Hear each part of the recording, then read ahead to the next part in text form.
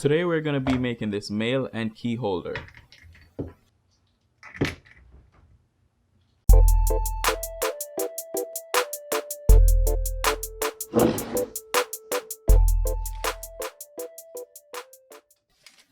I found a piece of wood in my scrap bin and decided to use it for this project.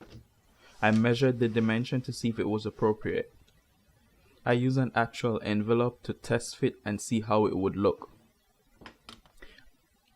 I used the envelope to see how deep I wanted to make the male holder. I got another piece of wood. I measured and checked the dimensions to see if it was appropriate. I'm going to be using this for the side and the bottom part of the male holder. I didn't want the male to sit too deep inside the holder because I wanted it to be easily accessible. I confirmed the depth of the holder and I prepared them to be cut. Once I cut the first side, I transferred the measurement to the other one. I copied the measurement like this to make sure they are both the same length.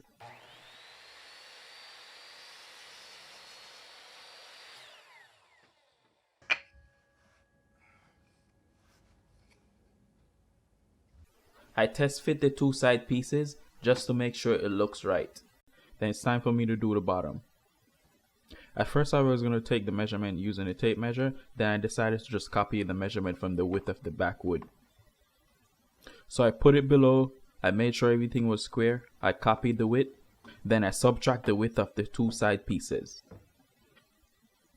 This is a really effective way for me to add and subtract measurements, especially if I'm working with weird measurements.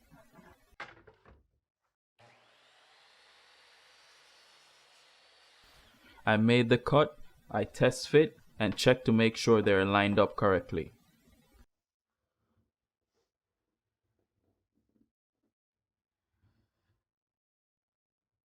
Now it's time for me to cut the top part of the side pieces at a 45-degree angle. Once I figured out how much I wanted to cut off, I drew the 45-degree line, and then I transferred the marking to the other piece.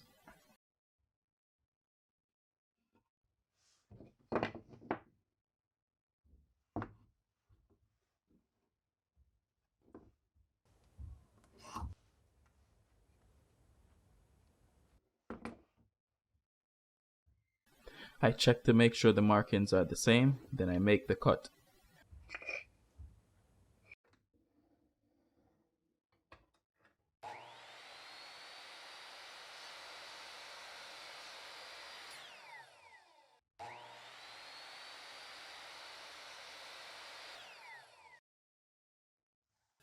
I overlooked the entire thing just to make sure the dimensions look correct.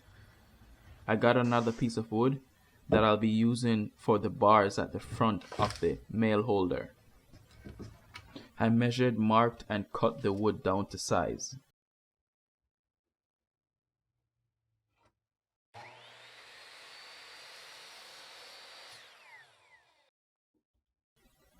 I clamped a scrap piece of wood on the workbench to work as a stop blocker. I ran the planer a couple times over the wood to reduce the thickness. I didn't want the bars at the front of the male holder to look bulky.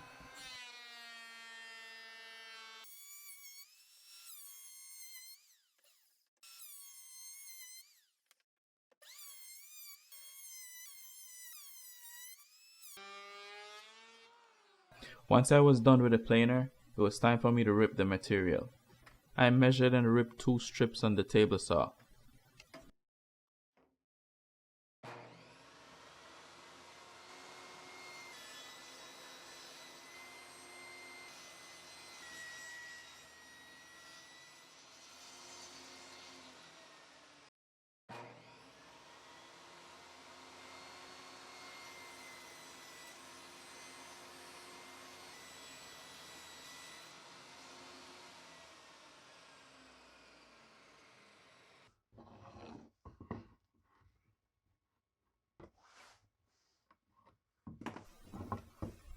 I copied the width of the back plate, I check to make sure it looks right, and then I make the cut.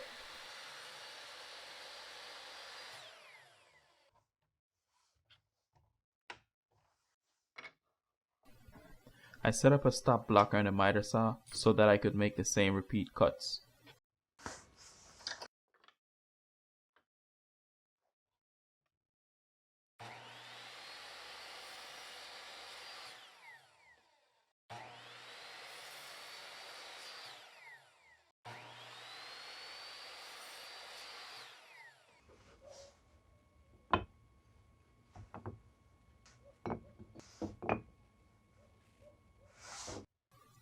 I test fit and figured out the distance between each bar.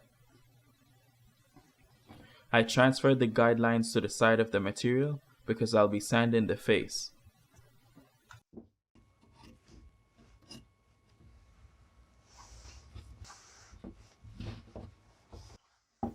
I sand using my orbit sander to remove any imperfection and the pencil marks.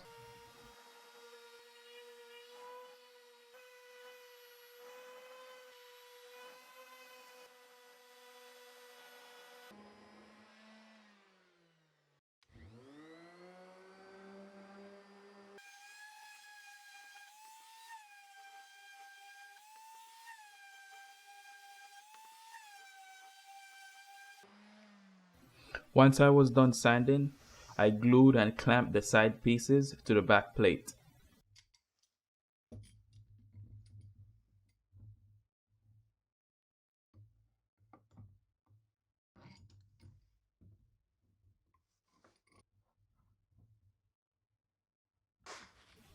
I wiped away the excess glue with a wet napkin, then I followed up with a dry napkin.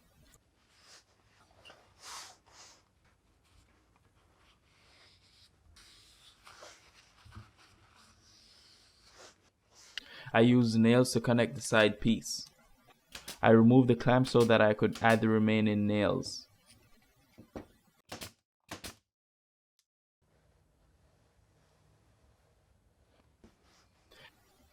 I add glue to the other side piece and then I connect it to the back plate.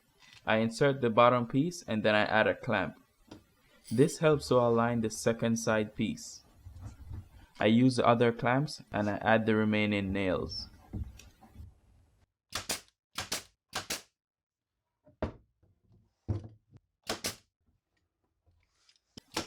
I drew two guidelines on the back plate.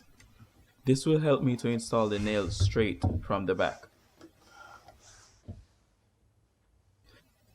I add glue to the bottom piece and insert it. Then I add the clamp and put in the nails.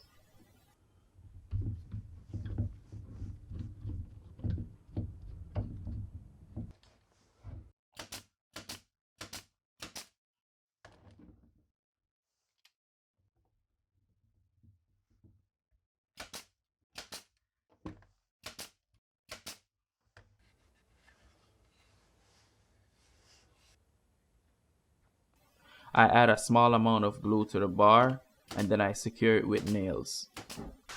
I use a piece of wood to evenly distribute the bars as I secure them.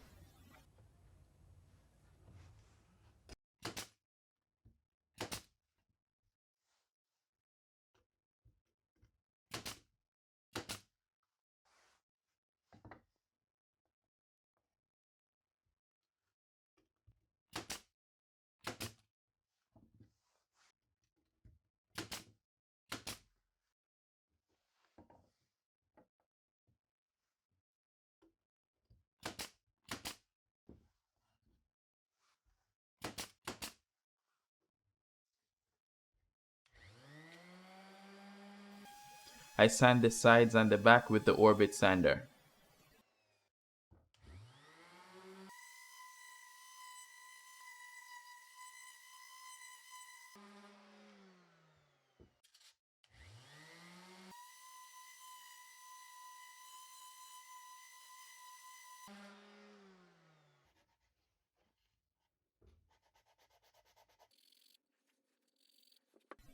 I sand the 45-degree angle with a block of wood and sandpaper. I use wood filler to fill the nail holes on the bars.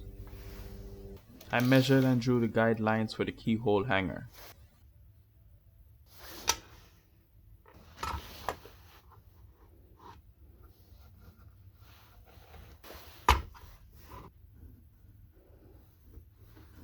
I measured the width of the keyhole hanger so that I could use the appropriate Forstner bit. I started drilling the holes for the keyhole hanger with a hand drill, and then I transferred to the drill press. The drill press is a lot faster and more accurate.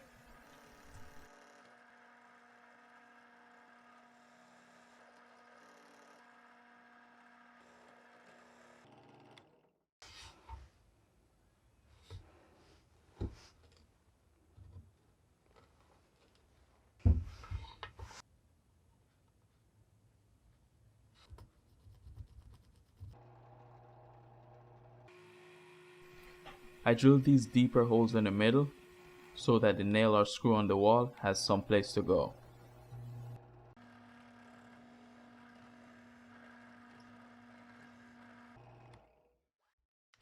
I removed the pencil marks with the orbit sander, and then I prepared to install the key hooks at the front. I measured and drew the guidelines to install the key hooks.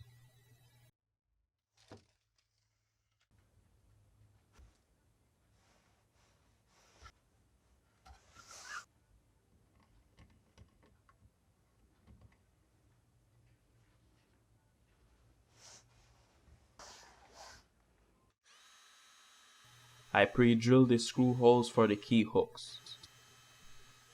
I like to install and test hardware before I apply the stain. I removed the pencil marks with the orbit sander, and this is what it looks like before I apply the stain.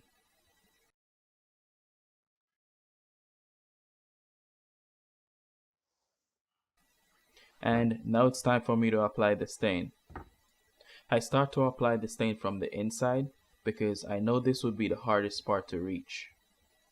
The stain that I'm using is Jacobean, and I applied one coat, I let it dry overnight, and the following morning I applied one coat of Danish oil.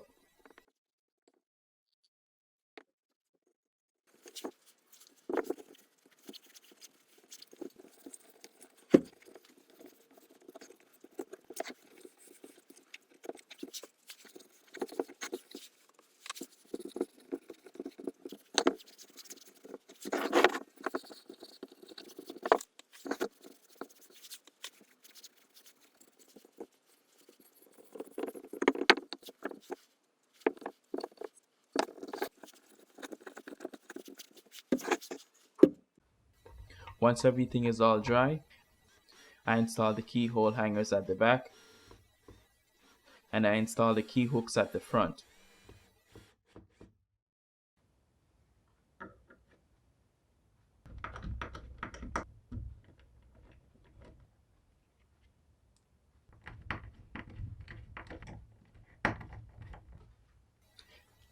Alright, so this is what it looks like in use.